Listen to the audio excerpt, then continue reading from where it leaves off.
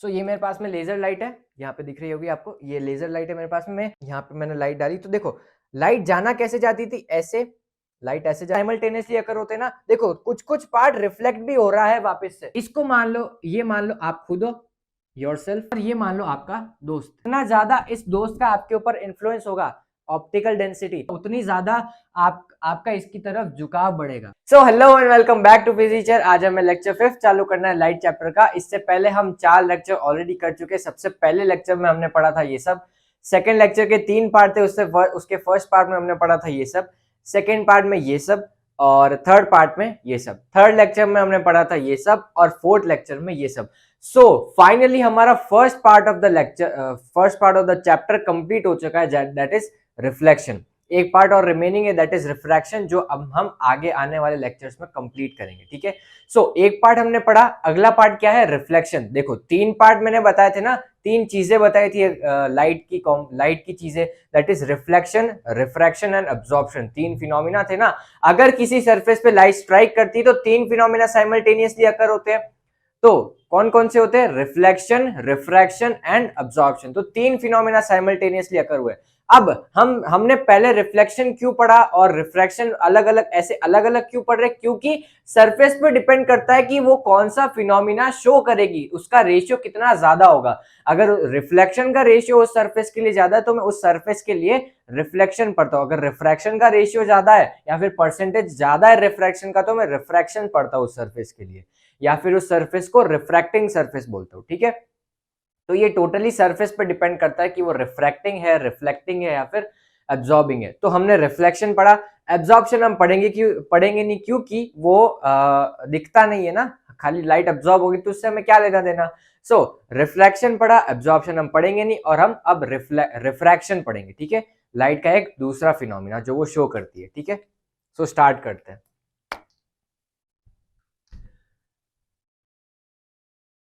Light, reflection and refraction.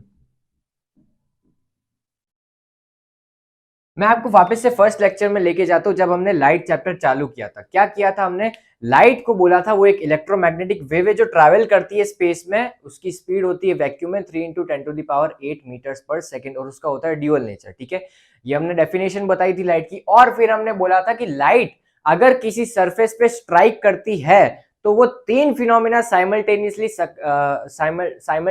Show करती है उस सरफेस पे। ठीक है, मान लो ये सरफेस थी मेरे पास में और यहां से लाइट आ रही थी। ठीक है, यहां पे लाइट आई, तो लाइट अगर इस सरफेस पे स्ट्राइक करती है तो 3 फिनोमिना इस सरफेस पे साइमल्टेनियसली अकर होते हैं। ये जो लाइट आ रही थी इसको मैंने क्या बोला, इंसिडेंट लाइट या फिर इंसिडेंट रे। ठीक है, ये मैंने इसको बोला था। और ये यहां पे स्ट्राइक करी तो 3 फिनोमिना करो, एक तो हुआ ये पीछे चली गई। ठीक है, एक तो हुआ पीछे चली गई, एक यहीं पे अब्सॉर्ब हो गई और एक नीचे चली गई। ठीक है, एक तो पीछे चली गई, एक अब्सॉर्ब हो गई और एक नीचे चली गई। इसको मैंने बोला रिफ्लेक्टेड रे, जो रिफ्लेक्ट हुई, जो जिसने रिफ्लेक्शन वाला फिनोमिना शो किया। ठीक है, ये फिनोमिना कौन सा हुआ, रिफ्लेक्शन। यहां पे अब्सॉर्ब हो गई, इस फिनोमिना को बोला मैंने एब्जॉर्प्शन। ठीक है, और ये जो नीचे चली गई वो हमारा फिनोमिना है, that is refraction, the passage of light when it strikes a surface. ठीक है, the passage of light when it strikes a surface. ठीक है, अब ये हुआ क्यों, मतलब देखो लाइट ऐसे जा रही थी ना, अगर ये मीडियम नहीं होता या फिर सॉरी ये सरफेस नहीं होती तो ये लाइट ऐसे जा रही थी, है ना, ऐसे ही जा रही थी। तो ये थोड़ी बहुत बेंड हो गई। अब ये बेंड ही क्यों हुई ये भी हम देखेंगे आगे। ठीक है, सो यहां तक समझ में आया, अगर लाइट सरफेस पे स्ट्राइक करती तो 3 फिनोमिना साइमल्टेनियसली अकर होते। कौन कौन से, एक तो रिफ्लेक्शन, एक एब्जॉर्प्शन और एक रिफ्रैक्शन। ठीक है, यहां तक बात समझ में आई। अब आगे चलते हैं, वापस से मैं सरफेस बनाता हूं। अब ये मैंने सरफेस बनाई, इसका मतलब क्या है, मैं जब बोल रहा हूं ना ये मैंने सरफेस बनाई, इसका मतलब क्या है। देखो यहाँ पे कुछ पार्टिकल्स थे और यहाँ पे कुछ पार्टिकल्स थे, मगर इन पार्टिकल्स में और इन पार्टिकल्स में कुछ डिफरेंस है। अगर मैंने सरफेस बोला ना, यहाँ पे अगर मैं इस डस्टर को लेके आता हूं तो यहाँ पे पार्टिकल्स अलग है और यहाँ पे पार्टिकल्स अलग है। तो मैं इधर लाइट डालूंगा तो ये स्ट्राइक करेगी तो इधर पार्टिकल्स का नेचर अलग है, इधर पार्टिकल्स का अरेंजमेंट अलग है, और जहां पे लाइट पहले थी वहां पे पार्टिकल्स का अरेंजमेंट अलग अलग है ना। सो यहाँ पे मान लो पार्टिकल्स इतनी इतनी स्पेस पे ऑक्यूपाई हो रहे थे, ठीक है, और यहाँ पे मान लो छोटी छोटी स्पेस में ऑक्यूपाई हो रहे थे, है ना। तो लाइट अगर यहाँ पे जाएगी और यहाँ पे जाएगी स्ट्राइक करने के बाद में, तो कुछ डिफरेंस आएगा ना इस लाइट के बिहेवियर में। तो वो डिफरेंस क्या होगा, अगर मान लो लाइट यहाँ पे आ रही थी, तो लाइट यहाँ पे स्ट्राइक करी, तो इस सरफेस को जो ये इन पार्टिकल्स से बना हुआ था, इसको मैंने बोला एक दूसरा मीडियम, जिस मीडियम में लाइट ट्रैवल करेगी। और ये हो गया हमारा अलग मीडियम है ना। ये अलग मीडियम हो गया और ये अलग मीडियम होगा, क्योंकि इसमें पार्टिकल्स का अरेंजमेंट अलग है और इसमें पार्टिकल्स का अरेंजमेंट अलग है। इसमें ये दूसरा मीडियम, इसमें ये दूसरे मीडियम में ट्रैवल करेगी और ये दूसरे मीडियम में ट्रैवल करेगी, तो ये दोनों मीडियम अलग अलग है, ठीक है। तो इस मीडियम में लाइट का बिहेवियर अलग होगा और इस मीडियम में लाइट का बिहेवियर अलग होगा। तो हमें आज इस लाइट के बिहेवियर को देखना है कि कौन से मीडियम में लाइट का बिहेवियर कैसा होता है, या फिर कौन से मीडियम से ट्रैवल करने में लाइट का बिहेवियर कैसे कैसे चेंज होता है, ठीक है। सो स्टार्ट करते हैं। अब ये तो हमने पढ़ लिया कि लाइट स्ट्राइक करी और रिफ्रैक्शन फिनोमिना हुआ। अब ये रिफ्रैक्शन ऐसे ही तो नहीं होगा ना, जैसे रिफ्लेक्शन भी ऐसे ही नहीं हो रहा था, कुछ लॉस थे, कुछ फिक्स लॉस थे, उसी तरीके से हो रहा था। तो इसमें भी कुछ लॉस है, ये भी ऐसे ही नहीं होगा, कुछ फिक्स लॉस फॉलो करेगा, ठीक है। तो हम अब पढ़ते हैं लॉज ऑफ रिफ्रैक्शन, जैसे हमने लॉज ऑफ रिफ्लेक्शन पढ़े थे, ठीक है।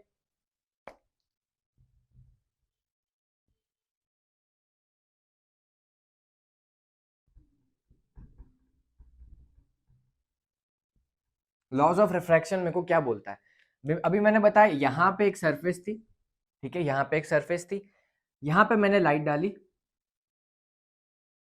ठीक है। सरफेस पे मैं क्या बनाता था रिफ्लेक्शन में, एक परपेंडिकुलर या फिर नॉर्मल। अब मैंने इसको नीचे एक्सटेंड क्यों किया, क्योंकि ये लाइट पीछे नहीं जा रही है, लाइट नीचे आ रही है ना। सो ये रिफ्रैक्ट होने के बाद में कुछ ऐसे चली गई, ठीक है। ये जाना ऐसे चाहती थी, ये जाना तो ऐसे चाह रही थी, मगर ये रिफ्लेक्ट हो गई, ये बेंड हो गई थोड़ी सी, ठीक है। अब ये बेंड इधर ही क्यों हुई, उधर क्यों नहीं, वो थोड़ी देर में आपको पता चल जाएगा, ठीक है। लाइट ऐसे आई और ऐसे चली गई, इसको मैंने बोला इंसिडेंट रे,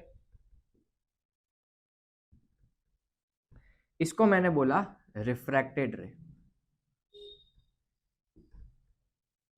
ठीक है। यहां तक बात समझ में आई। ये जो एंगल था जो नॉर्मल से बना, इसको मैंने बोला angle of refraction, sorry angle of incidence. और ये जो एंगल बना है इसको मैंने बोला angle R, that is angle of refraction.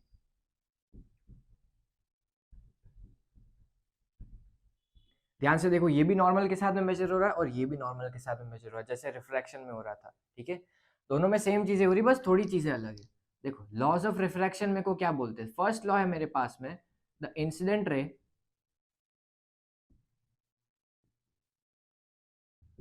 the refracted ray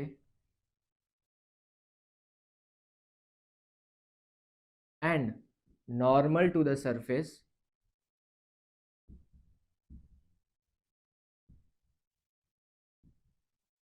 all lie in same plane। इसका क्या मतलब हुआ, जैसे हमने पढ़ा था ना रिफ्लेक्शन में भी यही चीज थी, सेम चीज, खाली रिफ्रैक्शन की जगह रिफ्लेक्शन आ गया था, है ना।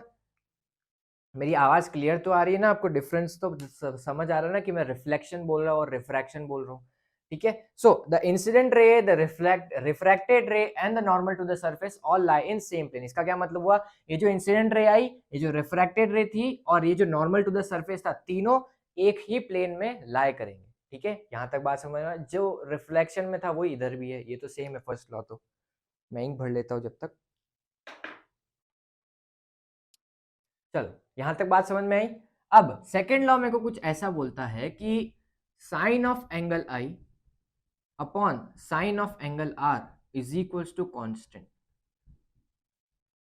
अब ये मेरे को क्या बता रहा है, ये तो एक नई चीज आई।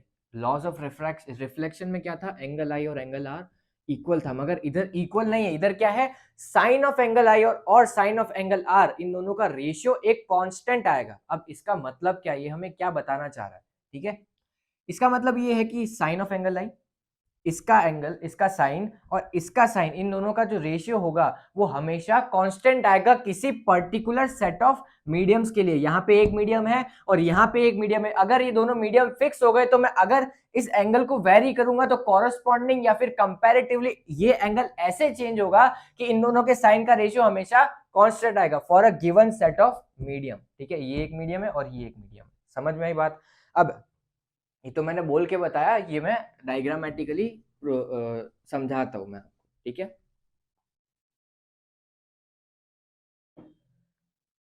यहाँ पे मेरे पास में एक सरफेस है, यहाँ पे वही सरफेस है मेरे पास में वापस से। चलो मैं ऐसे रेक्टेंगल्स नहीं बनाता हूँ, मैं खाली एक सरफेस बनाता हूँ, प्लेन लाइन बनाता हूँ, जो मैंने पहले बताई थी। कॉम्प्लिकेट थोड़ा सा बाद में करूँगा। दोनों तीनों सरफेस है, सेम सरफेस है, यहाँ पे एक मीडियम है, यहाँ पे भी वही मीडियम है, यहाँ पे भी वही मीडियम है, ठीक है। यहाँ पे मीडियम 1 है, यहाँ पे भी मीडियम 1 है और यहाँ पे भी मीडियम 1, ठीक है। यहां तक बात समझ में आई। यहाँ पे लाइट आई, यहाँ पे नॉर्मल टू द सरफेस ऐसा, ठीक है। यहाँ पे भी लाइट आई, यहाँ पे नॉर्मल टू द सरफेस ऐसा, यहाँ पे भी लाइट आई, यहाँ पे नॉर्मल टू द सरफेस ऐसा। तीनों में नॉर्मल टू द सरफेस तो सेम है, मगर मैं एंगल को वेरी करा रहा हूं। और यहाँ पे मान लो मेरे पास में मीडियम है 2, यहाँ पे भी मीडियम 2 और यहाँ पे भी मीडियम 2, ठीक है, समझ में बात। तो सेट ऑफ मीडियम मेरे पास में सेम है या फिर पेयर ऑफ मीडियम मेरे पास में सेम है। यहाँ पे मैंने एंगल आई पे डाला, I1 पे डाला, तो रिफ्रैक्ट होने के बाद में ये R1 पे चली गई, ठीक है। फर्स्ट केस में सबको दोनों को 1-1 नाम देते हैं, ठीक है। ये केस सेकंड देखो, केस सेकंड में मैंने I2 पे डाला तो R2 एंगल पे रिफ्रैक्ट हुई, ठीक है। और केस थर्ड में मैंने I3 एंगल पे डाला तो R3 एंगल पे रिफ्रैक्ट हुई, केस थर्ड, ठीक है। यहां तक बात समझ में आई।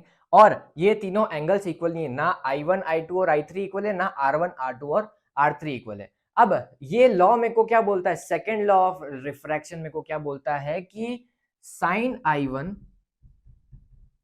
Upon sine R1 is equal to sine I2 upon sine R2 is equal to sine I3 upon sine R3 is equals to constant. वो मैंने लैंग्वेज जो बताई थी ना, वो मैथमेटिकली ऐसे डेमोन्स्ट्रेट होती है, समझ में आई बात। So sine I1 upon sine R1 is equals to sine I2 upon sine R2 is equals to sine I3 upon sine R3। और मैं कितने भी एंगल लूं, मगर इन दोनों का रेशियो हमेशा कांस्टेंट आएगा for a given pair of medium, ठीक है। For a given pair of medium बोलना बहुत जरूरी है, ठीक है। इन दोनों मीडियम के लिए ये चीज कांस्टेंट रहेगी और इसको मैं बोलता हूं स्नेल्स लॉ,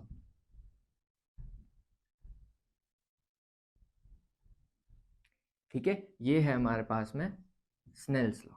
यहां तक बात समझ में आई।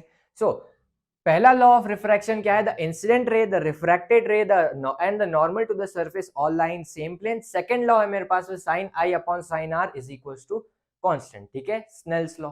समझ में आई बात। अब थोड़ा सा देख लेते हैं कि ये प्रूव होता है या फिर नहीं होता है, ठीक है, रियल लाइफ में। सो ये मेरे पास में लेजर लाइट है, यहाँ पे दिख रही होगी आपको, ये लेजर लाइट है मेरे पास में। ये ग्लास स्लैब है, ये ग्लास से बनी हुई है, यहाँ पे अलग मीडियम है, यहाँ पे एयर के मॉलिक्यूल्स है या फिर पार्टिकल्स है और यहाँ पे ग्लास के पार्टिकल्स है। तो मैं एयर के पार्टिकल्स में से ग्लास के पार्टिकल्स में लाइट लेके जाऊंगा तो कुछ डिफरेंस आएगा ना, तो वो डिफरेंस लाइट के पाथ में या फिर लाइट के बिहेवियर में चेंजेस लाएगा। तो वो चेंज कैसा होगा, जो हमने यहाँ पे पढ़ा, ठीक है, लाइट बेंड हो जाएगी, ठीक है। बेंड के साथ में भी और भी बहुत चीजें होती है, वो थोड़ी देर में हम पता कर लेंगे, ठीक है। सो यहाँ पे मेरे पास में लेजर लाइट है, लाइट्स ऑफ कर देते हैं। सो यहाँ पे लेजर लाइट है, होप सो दिख रहा होगा आपको। देखो मैं यहाँ पे लाइट डाल रहा हूँ,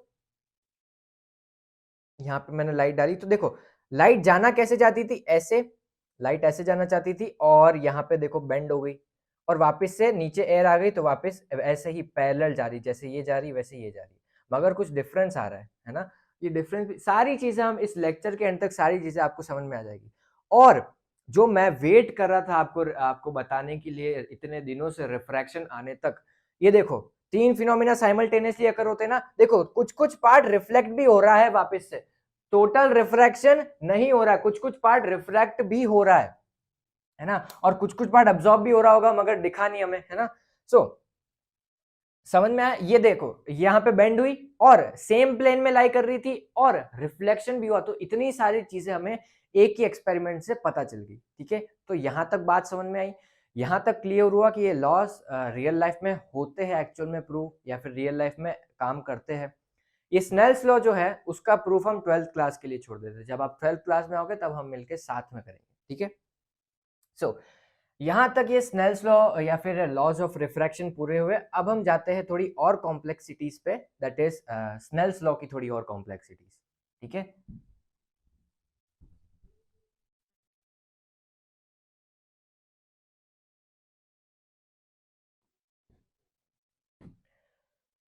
अब ध्यान से देखो, ये स्नेल्स लॉ जो आया इसको मैंने क्या बोला, sine I upon sine R is equal to constant. अब साइंस वाले तो भाई कॉम्प्लेक्सिटीज करने में माहिर है, तो ये कांस्टेंट को तो छोड़ नहीं सकते। अब कांस्टेंट आया तो उनके मन में ये वो मचा कि ये कांस्टेंट किसके इक्वल है, ये कांस्टेंट क्या दे रहा है हमें। तो ये कांस्टेंट जो है sine I upon sine R, जो कांस्टेंट आ रहा है उसको नाम दिया उस मटेरियल के रिफ्रैक्टिव इंडेक्स से। ठीक है, उसको दिया नाम उस मटेरियल के रिफ्रैक्टिव इंडेक्स से। कोई भी मटेरियल जो किसी पार्टिकल से मिलके बना हुआ है वो अपना रिफ्रैक्टिव इंडेक्स लेके चलता है, या फिर उसका अपना एक रिफ्रैक्टिव इंडेक्स होता है। वो डिपेंड करता है उसकी डेंसिटी पे, ऑप्टिकल डेंसिटी पे, नॉर्मल डेंसिटी नहीं, ऑप्टिकल डेंसिटी पे। नॉर्मल डेंसिटी और ऑप्टिकल डेंसिटी दोनों इक्वल नहीं है, दोनों अलग अलग चीजें। ठीक है, सो कोई भी मटेरियल अपने साथ में एक रिफ्रैक्टिव इंडेक्स कैरी करता है, या फिर उसका खुद का एक रिफ्रैक्टिव इंडेक्स होता है।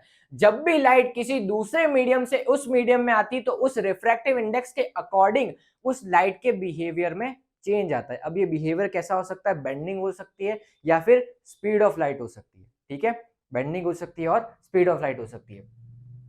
अगर कोई पार्टिकल, देखो यहां पे एक मीडियम है और यहां पे दूसरा मीडियम है। ठीक है, अगर ये मीडियम इसकी ऑप्टिकल डेंसिटी इससे कम हुई तो लाइट जब इससे इसमें जाएगी तो इसकी स्पीड, लाइट की स्पीड स्लो हो जाएगी। वापस से सुनो, इसकी ऑप्टिकल डेंसिटी इससे कम हुई तो यहां से यहां पे लाइट जाएगी तो इसमें लाइट की स्पीड इसके कंपैरिजन में कम हो जाएगी। मतलब कि यहाँ पे इसकी ऑप्टिकल डेंसिटी 2 थी, यहाँ पे ऑप्टिकल डेंसिटी 3 थी। अगर यहाँ पे लाइट स्पीड ऑफ लाइट 1 से वन बोलूं मैं, तो यहाँ पे स्पीड ऑफ लाइट 0.5 हो जाएगी। ऑल्दो इतनी कम होती नहीं है, मगर मैं न्यूमेरिकल कंपैरिजन बता रहा हूँ कि कम हो जाएगी।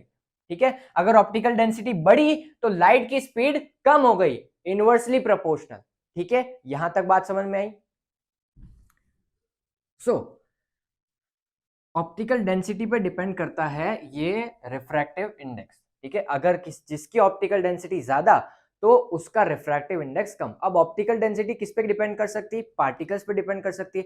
जितने पार्टिकल्स पास पास में है तो उसकी ऑप्टिकल डेंसिटी उतनी ज्यादा होगी। अब ये डेंसिटी भी बोल सकते हो इसको, मगर इसमें और सारे फैक्टर्स भी इन्वॉल्व होते हैं, मगर 10th क्लास के हिसाब से ये सब पढ़ने की जरूरत नहीं है। ठीक है, आप 12th में आओगे हम आराम से सारी चीजें डिस्कस करेंगे। ठीक है, सो ऑप्टिकल डेंसिटी पे डिपेंड करती है, रिफ्रैक्टिव इंडेक्स ऑप्टिकल डेंसिटी पे डिपेंड करता है। अब ये रिफ्रैक्टिव इंडेक्स जो है वो किसके इक्वल आया, sine I upon sine R के। ठीक है,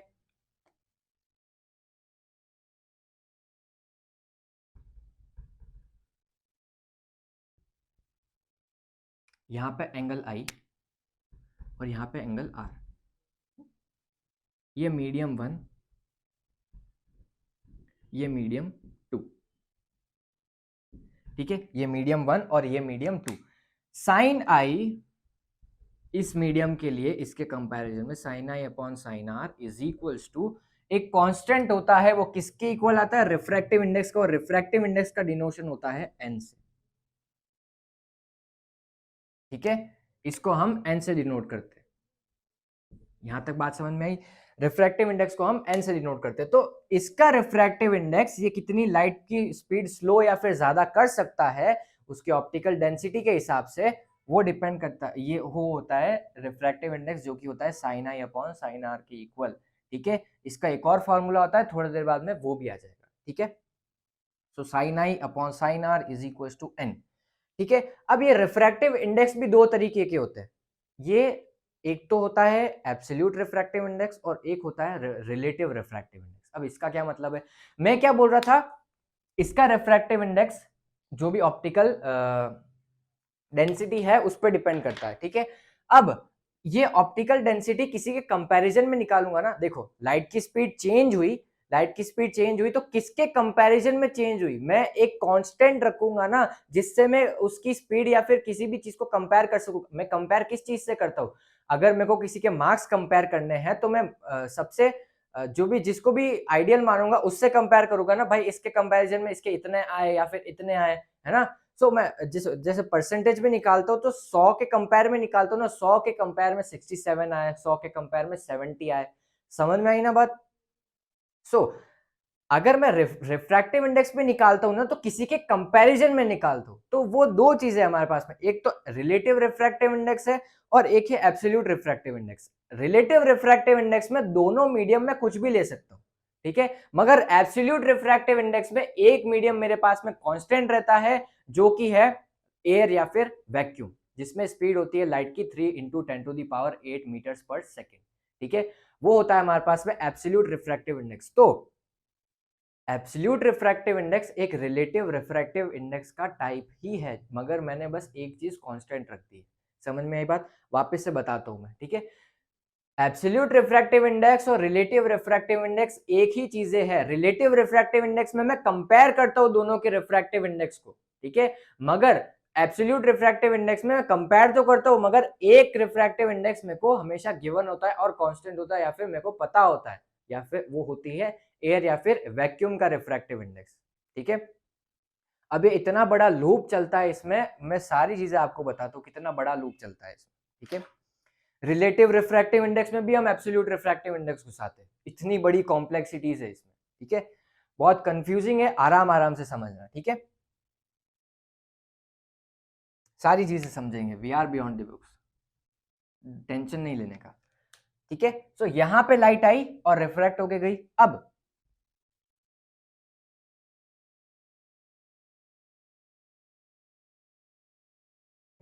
एक है मेरे पास में एब्सोल्यूट रिफ्रैक्टिव इंडेक्स और एक है मेरे पास में रिलेटिव रिफ्रैक्टिव इंडेक्स। ठीक है, रिलेटिव रिफ्रैक्टिव इंडेक्स को देखो, मेरे पास में एक मीडियम है, ये मीडियम 1, एक है मेरे पास में मीडियम 2 और एक है मेरे पास में मीडियम 1 और मीडियम 2 का मिक्सचर, मीडियम 1 और मीडियम 2। ठीक है, अब मैं बताता हूं मैं अब ये रेक्टेंगल क्यों बना रहा हूं। ये जो सरफेस है इसका कुछ एंड तो होगा, ये पार्टिकल से बनी हुई है, देखो ये पार्टिकल से बन के मिलके बना हुआ, यहां से चालू हुआ और यहाँ पे खत्म हो गया, तो इस ये एंडलेस तो नहीं है ना, कहीं पे तो खत्म होगा। तो यहाँ पे एयर है, यहाँ पे वो मीडियम आया, वापस से एयर आ गई, तो इसका कुछ एंड है ना यहाँ पे। सो एंड बताता है इसकी ये जो डाया या फिर इसके जो डायमेंशन है। ठीक है, लेंथ और विड्थ, समझ में आई बात। सो यहाँ पे मीडियम 1 है, यहाँ पे मीडियम 2 है और यहाँ पे मीडियम 1 और मीडियम 2 है, दोनों को मिक्स कर रखा है। ठीक है, देखो अगर मैंने क्या लू, हाँ, अगर मैंने इसको और इसको, ये मीडियम दूसरा है, ये मीडियम दूसरा है, एयर को इसको ये एक मीडियम है और ये दूसरा मीडियम है, दोनों को ऐसे रख दिया। ठीक है, समझ में आई बात। सो यहां तक आया समझ में, ये एक मीडियम है, ये एक मीडियम है और ये एक मीडियम है। भैया बहुत बोर कर रहे हो आप, वापस से देखो, यहाँ पे एयर है, यहाँ पे भी एयर है और यहाँ पे भी एयर है।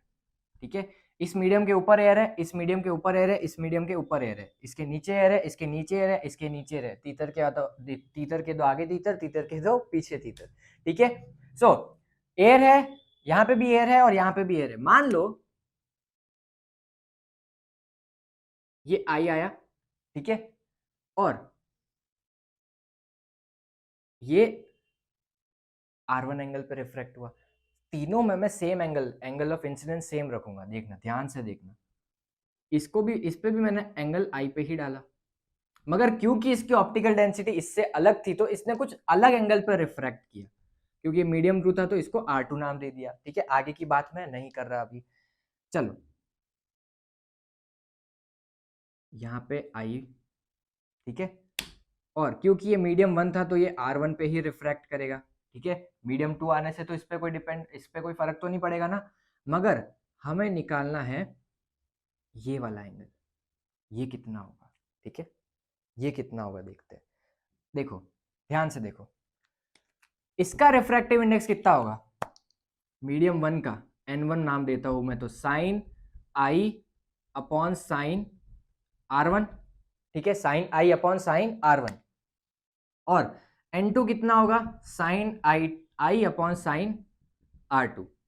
सो ये तो आ गया इसका रिफ्रैक्टिव इंडेक्स, और ये आ गया इसका रिफ्रैक्टिव इंडेक्स। अब ये रिफ्रैक्टिव इंडेक्स क्या है, रिलेटिव है या फिर एब्सोल्यूट है, तो ये है एब्सोल्यूट रिफ्रैक्टिव इंडेक्स। क्योंकि मैंने एक मीडियम पता है, इसका रिफ्रैक्टिव इंडेक्स क्या है, 1। क्यों आया 1, क्योंकि ये एक तरीके का रिलेटिव रिफ्रैक्टिव इंडेक्स है ना। रिलेटिव रिफ्रैक्टिव इंडेक्स कुछ इस तरीके का होता है, अगर मेरे पास में एक मीडियम है ये और एक मीडियम है ये, ठीक है, तो N21 सेकेंड मीडियम का कंपैरिजन कर रहा हूं 1 मीडियम के रिफ्रैक्टिव इंडेक्स से, तो ये होगा N2 अपॉन N1। देखो कितना बड़ा लूप चल रहा है, ये रिलेटिव रिफ्रैक्टिव इंडेक्स, इसमें भी एब्सोल्यूट रिफ्रैक्टिव इंडेक्स, और एब्सोल्यूट रिफ्रैक्टिव इंडेक्स भी रिलेटिव रिफ्रैक्टिव इंडेक्स का ही टाइप है, क्योंकि इसमें हमारे पास में एक लाइट है। समझ में आई बात। सो देखो, बहुत बड़ा कॉम्प्लेक्स चीज है ये, आराम से समझो। देखो N21 कितना है, N2 अपॉन N1, क्योंकि ये रिलेटिव रिफ्रैक्टिव इंडेक्स है। अगर मैंने ये इसको हटा के एयर रख देता, अगर मैं मीडियम 1 को हटा के एयर रख देता, तो एयर का रिफ्रैक्टिव इंडेक्स कितना होता है, 1 क्यों होता है वो भी मैं बताऊंगा, 1 होता है। तो ये कितना आता N, यहाँ पे एयर रख देता, मीडियम 1 हटा देता, तो मीडियम 2 का रिफ्रैक्टिव इंडेक्स कितना आता, N2। देखो N2 ही आ रहा है, समझ में आई बात। और अगर मैं यहाँ पे देखो इन दोनों को चेंज कर देता हूं,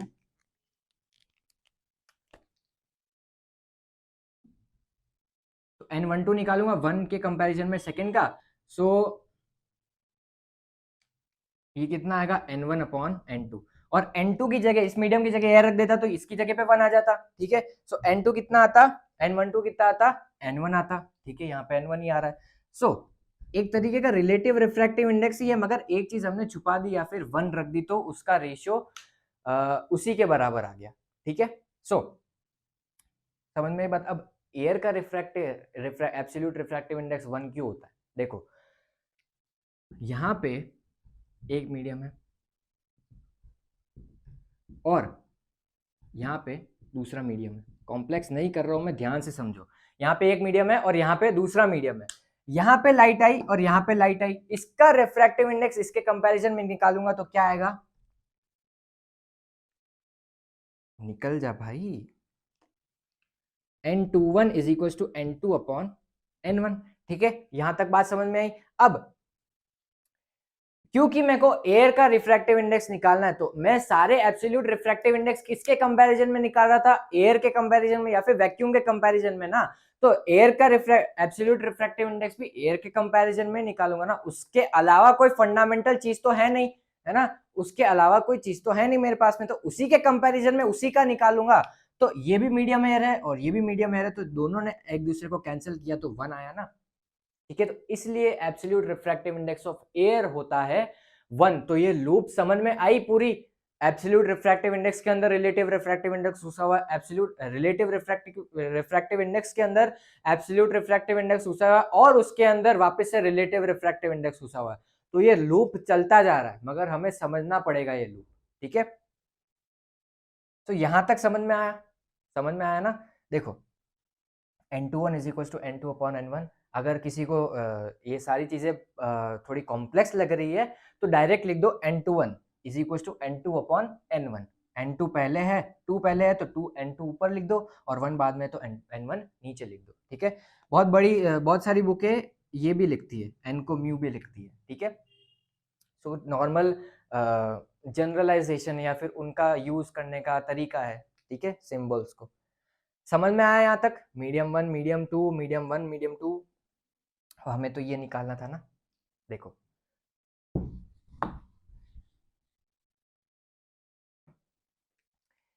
इसका रिफ्रैक्टिव इंडेक्स इसके कंपैरिजन में कितना आएगा? N21, ठीक है, रिलेटिव रिफ्रैक्टिव इंडेक्स, और वो किसके इक्वल आएगा? साइन आई, ये इधर से लाइट आई, मगर मतलब यहां से इसके कंपैरिजन में निकाल रहा हूं तो यहाँ पे लाइट आएगी और इस मीडियम से इस मीडियम में जा रही, तो ये एंगल ऑफ इंसिडेंस हो गया इस मीडियम के लिए, है ना। तो इसको मैंने बोला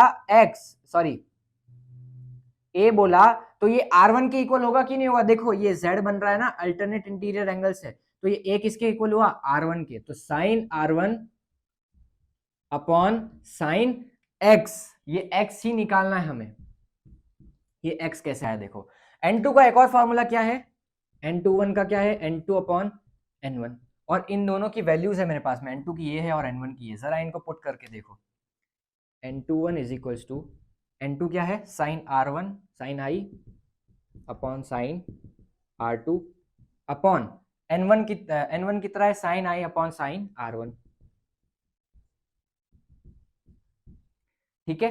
यहां तक बात समझ में आई? ये हो गया कैंसिल, ठीक है, नॉर्मल डिवीजन आता है हमें, ये ऊपर गया और ये नीचे आ गया, तो N21 कितना आया? Sine R1 upon sine R2। जरा इसको और इसको कंपेयर करो, देखो क्या जादू हुआ है। जरा उसको और इसको कंपेयर करो, x किसके इक्वल आया? R2 के, ठीक है, कितनी मस्त चीज हुई ना। R2 किसके इक्वल आया? x के इक्वल आया, तो ये x नहीं होगा, ये कितना होगा? R2 होगा, ठीक है। यहां तक समझ में आया? तो ये सारी रामायण थी, मैंने क्या किया? एब्सोल्यूट रिफ्रैक्टिव इंडेक्सेस से रिलेटिव रिफ्रैक्टिव इंडेक्सेस का फॉर्मूला प्रूव किया, ठीक है। ये मतलब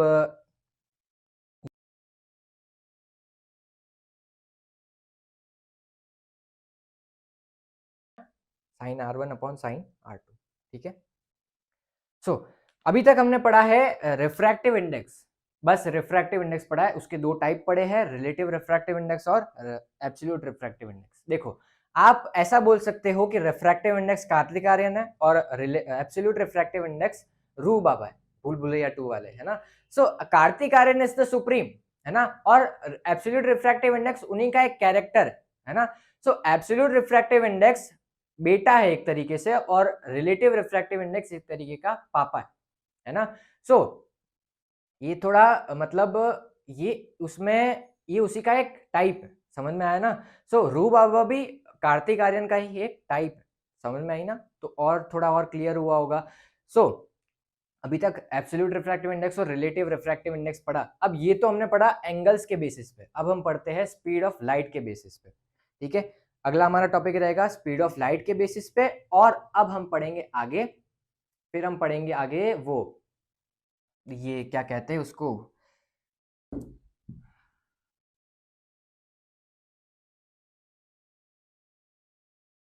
चलो आगे देखते हैं, मैं तो भूल गया। एब्सोल्यूट रिफ्रैक्टिव इंडेक्स और रिलेटिव रिफ्रैक्टिव इंडेक्स का कंपैरिजन, और हम देखेंगे कि बेंडिंग ऑफ लाइट जो है, बेंडिंग ऑफ लाइट जो है ना, वो कैसे होती है टुवर्ड्स द, इधर क्यों होती है और इधर क्यों, उधर कब होती है इधर कब होती है, ऐसा देखेंगे, ठीक है। सो अभी तक हमने पढ़ा एब्सोल्यूट रिफ्रैक्टिव इंडेक्स और रिलेटिव रिफ्रैक्टिव इंडेक्स। चलो आगे बढ़ते हैं।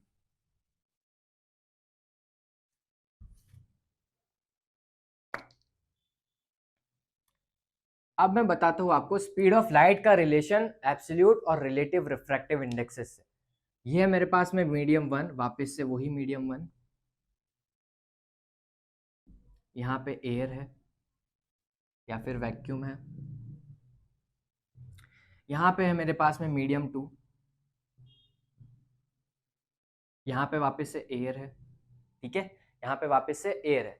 अब यहाँ पे मैंने लाइट डाली, अब मैं एंगल वगैरह की बात नहीं कर रहा हूँ, ठीक है। यहाँ पे स्पीड होती है लाइट की c, दैट इज 3 × 10⁸ मीटर पर सेकेंड। इसका मतलब क्या हुआ? Speed of light in vacuum या फिर एयर हमेशा कांस्टेंट रहती है, या फिर हमें पता होती है कितनी होती है, 3 × 10⁸। ये यूनिवर्सल ट्रुथ है, ठीक है। इसके बेसिस पे पूरी थ्योरीज चेंज हो गई है, मगर ये हमेशा कांस्टेंट रही है, ठीक है। सो स्पीड ऑफ लाइट को हम डिनोट करते हैं c से, जो कि होती है वैक्यूम है, दैट इज 3 × 10⁸ मीटर्स पर सेकंड। वो सुप्रीम है, वो हाईएस्ट स्पीड है, ठीक है, वो किसी भी पार्टिकल्स की हाईएस्ट स्पीड है, ठीक है, उससे ज्यादा स्पीड हो ही नहीं सकती। सो सारी स्पीड उससे से तो स्लो ही होगी, है ना। सो यहां से इस मीडियम में लाइट ट्रैवल कर रही है, तो यहाँ पे light speed of light c है, तो इधर आने पर उसकी स्पीड में डिक्रीमेंट आएगा, क्योंकि यहाँ पे पार्टिकल्स तो है ही नहीं, या फिर कंपैरेटिवली बहुत ही ज्यादा कम है, तो ट्रैफिक बहुत ही कम, यहाँ पे ट्रैफिक ज्यादा है, क्योंकि मीडियम में पार्टिकल्स बढ़ गए ना, ट्रैफिक ज्यादा होता है तो हमारी कार स्लो चलती, तो यहाँ पे भी क्या होगा, लाइट की स्पीड जो होगी वो स्लो हो जाएगी, ठीक है।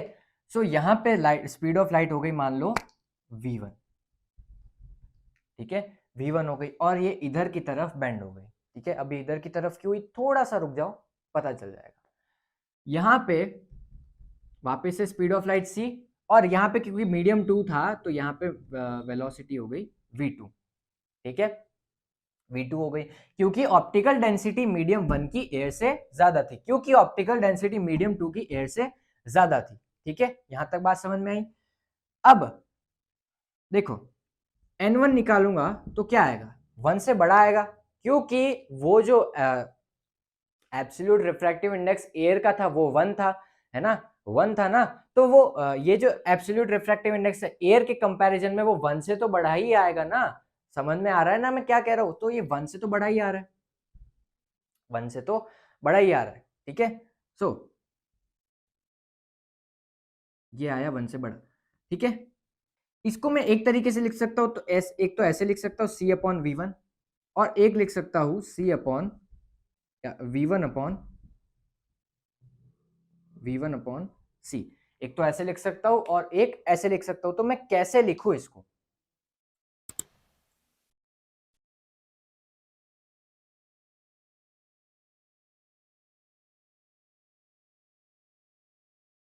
तो एक तो मैं इसको ऐसे लिख सकता हूं और एक ऐसे लिख सकता हूं। अब मैं इसके रेशियो को कैसे लिखूं, ठीक है, कैसे लिखूं इसके रेशियो को, देखो एक तो c/v1 और एक v1/c। ये मेरे को क्या क्या वैल्यूज दे सकता है, c की क्या वैल्यू है 3 × 10⁸, और अभी मैंने बोला v1 या फिर कोई भी वेलोसिटी c से तो कम ही होगी, मान लो ये होगी 2 × 10⁸, ठीक है, 2 × 10⁸, और ये हो गया हमारे पास में v1/c क्या होगा 2 × 10⁸ अपॉन 3 × 10⁸। अब मेरे को क्या चाहिए, n1 1 से बड़ा चाहिए, तो कौन से रेशियो में मेरे को n1 1 से बड़ा मिलेगा, इसमें या फिर इसमें, ऑब्वियसली इसमें 3/2 दैट इज 1.5 और 2/3 दैट इज 0.66, तो ये 1 से बड़ा आ रहा है, तो मैं इस रेशियो को चूज करूंगा, इसको हटा दूंगा, ठीक है। तो हमने कैसे प्रूव किया ये, n1 को देख के, क्योंकि वो 1 से बड़ा था, तो मैं ये दोनों रेशियो मेरे पास में थे कि ऐसे लिख सकता हूँ या फिर ऐसे लिख सकता हूँ, तो फिर कौन सी वैल्यू वो मेरे को दे रहा है उसके बेसिस पे मैंने डिसाइड किया, ठीक है। अब इसका प्रूफ तो हमारे पास में 12th क्लास में हो सकता है, मगर अभी हम बच्चे हैं थोड़े से, तो हम ऐसे देख सकते हैं, ठीक है। सो n1 कितना आया c/v1, ठीक है, और n2 भी 1 से तो बड़ा ही होगा ना, n2 is also greater than 1, so n2 को भी मैं कैसे लिख सकता हूं, n2 को मैं कैसे लिख सकता हूं, एक तो c/v2 या फिर v2/c। सो जैसे यहां पे किया था वैसे ही वहां पे करेंगे, तो n2 कितना आएगा c/v2, ठीक है। तो ये एब्सोल्यूट रिफ्रैक्टिव इंडेक्स आया लाइट की स्पीड ऑफ लाइट के कंपेयर में, या फिर स्पीड ऑफ लाइट के रिलेशन में, इसका n2 का मीडियम 2 का, और इसका आया मीडियम 1 का स्पीड ऑफ लाइट के कंपैरिजन में, ठीक है।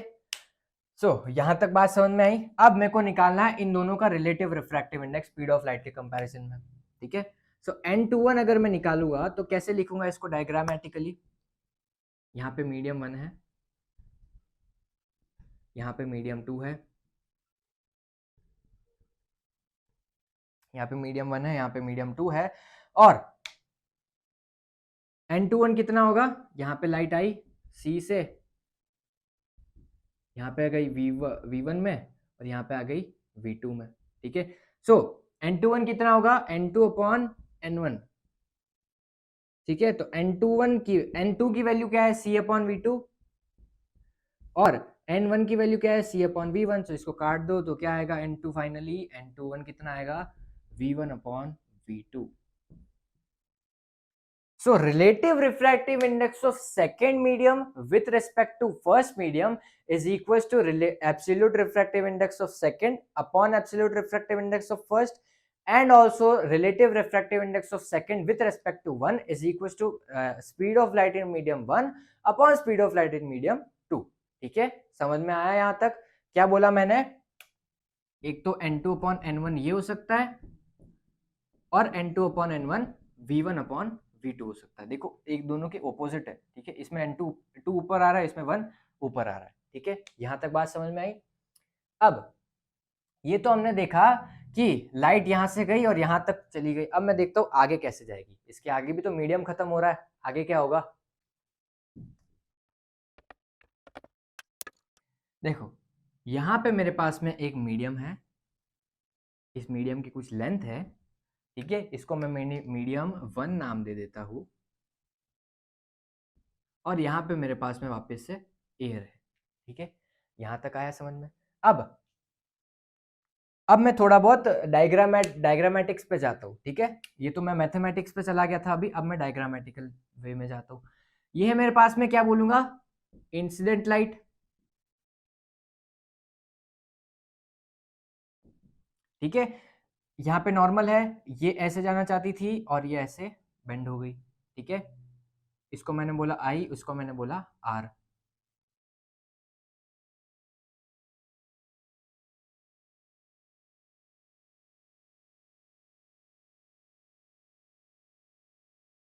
ठीक है, यहां तक बात समझ में आई?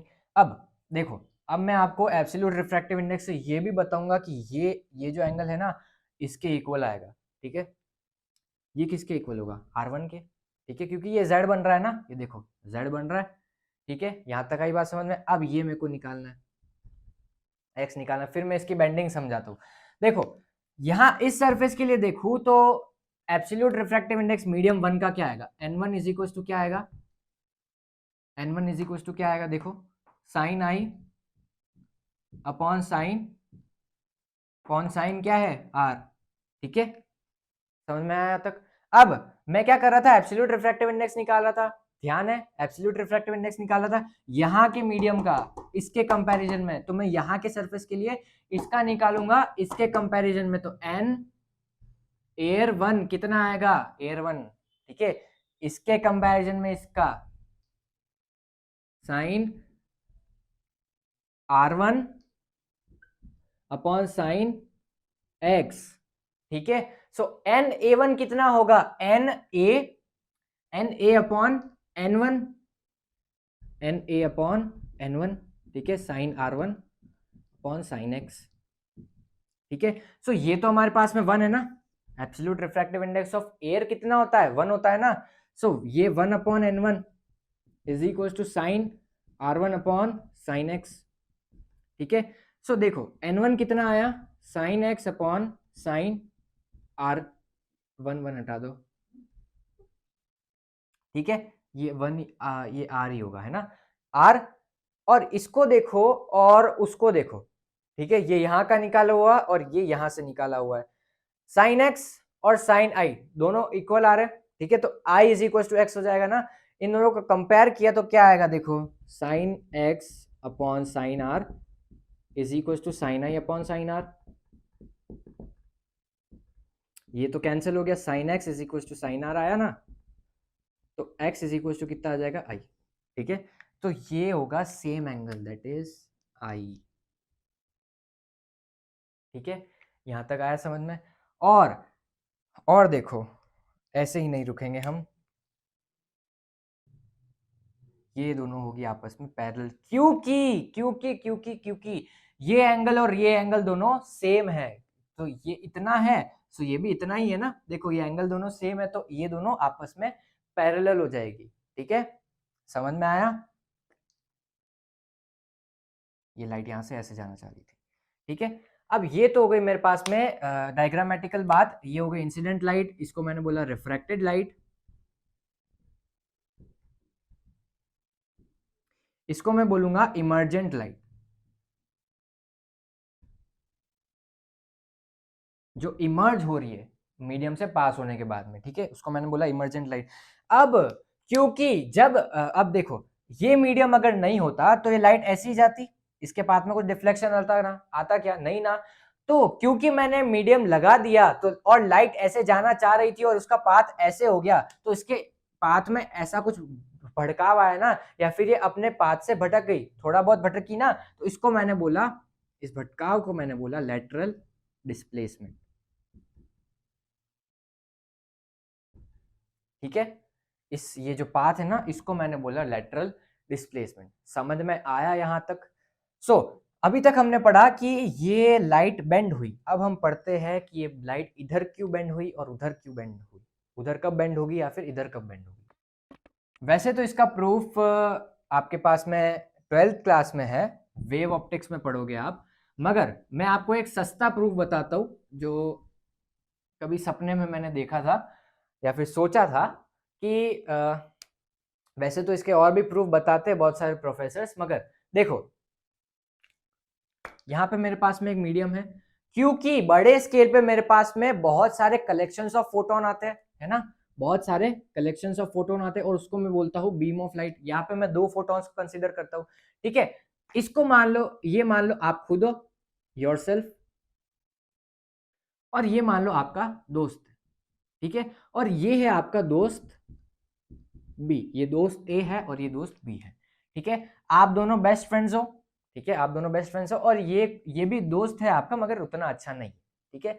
सो आप दोनों आपकी लाइफ में आगे बढ़ रहे हो, आप दोनों आपकी लाइफ में आगे बढ़ रहे हो, ठीक है, आप दोनों आपकी लाइफ में आगे बढ़ रहे हो, आप दोनों आपकी लाइफ में आगे बढ़ रहे हो। जैसे ही आप इसकी सरफेस पे या फिर इसके इन्फ्लुएंस में आए, दोस्त भी आया आपकी लाइफ में, ठीक है, मगर दोनों साथ साथ में चल रहे हो ना, यहाँ पे साथ में, यहाँ पे साथ में, यहाँ पे साथ में और यहाँ पे साथ में, यहाँ पे भी साथ में, यहाँ तक साथ में आए, मगर पहले आप टकराए इस दोस्त से, इस दोस्त से पहले आप टकराए, है ना, पहले आप टकराए,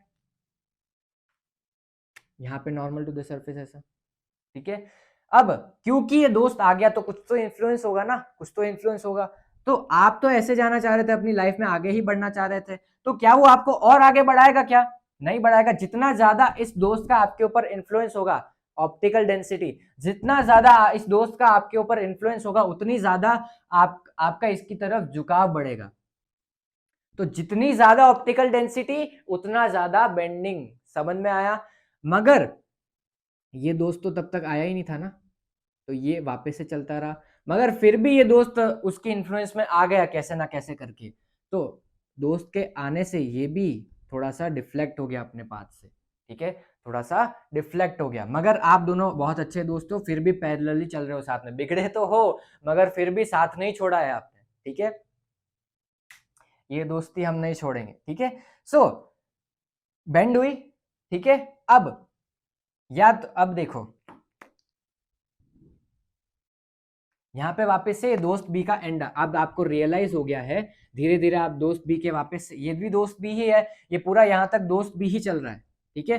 सो ये दोस्त बी है, आप दोनों चल रहे हो, मगर अब आपको रियलाइज हो गया है कि दोस्त बी से हम अब दोस्ती करेंगे नहीं, दोस्त बी से हमें बहुत नुकसान हो रहा है, हम बहुत पीछे जा रहे हैं लाइफ में।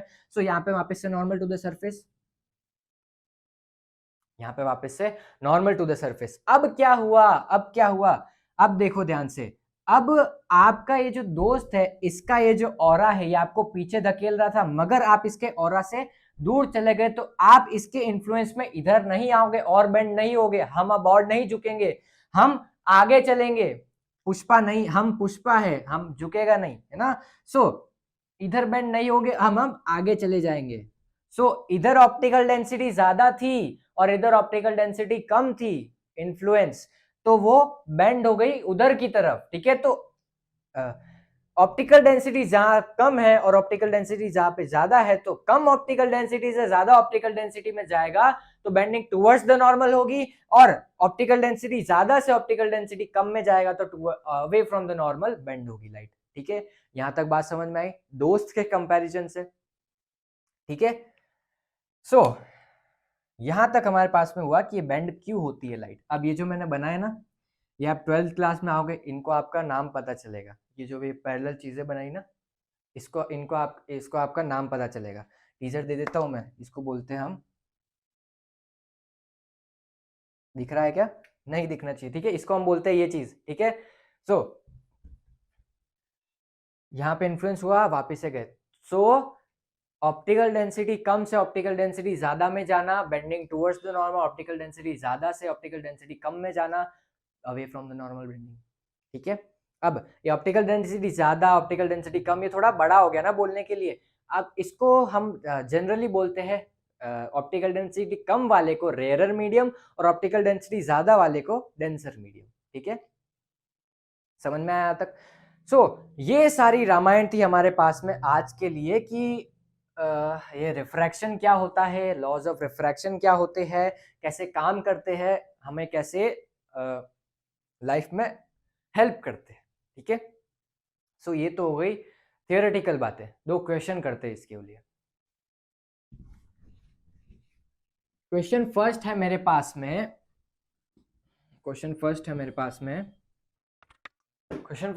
में, light enters from air to glass, refractive index of glass with respect to air is 1.5, absolute refractive index 1.5. what is the speed of light in glass? c given हमें, speed of light in air given है c into 10 to the power 8 meters per second. कौन सा formula use करूंगा? एक मेरे पास में है mu is equals to mu या फिर n इज इक्वल्स टू, एक तो है n1, अगर मैं बोलूं तो n1 अपॉन 1, ठीक है, अगर मेरे को रिफ्रैक्टिव इंडेक्स गिवन है और ये गिवन है, ठीक है।